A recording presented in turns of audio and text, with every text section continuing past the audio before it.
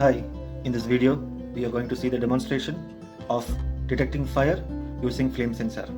In this project we have a base sheet, a green grass mat, a house model, a 5-volt buzzer, a flame sensor. It should be elongated outside the base sheet,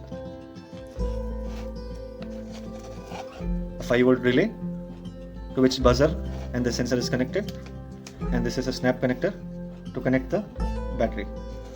So whenever you connect, make sure that you're connecting the battery at the right terminal. Though we have diode for safety, it is still recommended to connect it on the right polarity. So I have connected the battery. You can place the battery here. So as you can see, there is a green light which glows on the sensor. Whenever fire is detected, another light will glow. At the same time, the buzzer will also alert us with the sound. And whenever the buzzer is activated, you could also see the green light which switches from the normal mode to alert mode. So now let us see the demonstration. For demonstration, I am going to use a lighter. Please make sure you keep the lighter at least 3 to 5 centimeters away for safety purpose.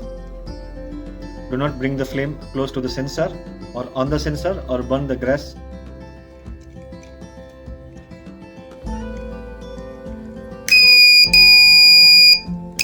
So you could see whenever there is fire, the other light on the sensor goes green. So right now I am approximately around 5 to 7 centimeters away from the sensor. So once the fire goes off, the sound stops. Similarly, you could also see the green light on the relay module. So once the demonstration is over, please remove the battery safely. So this is how flame sensor to detect fire works. Thank you for watching.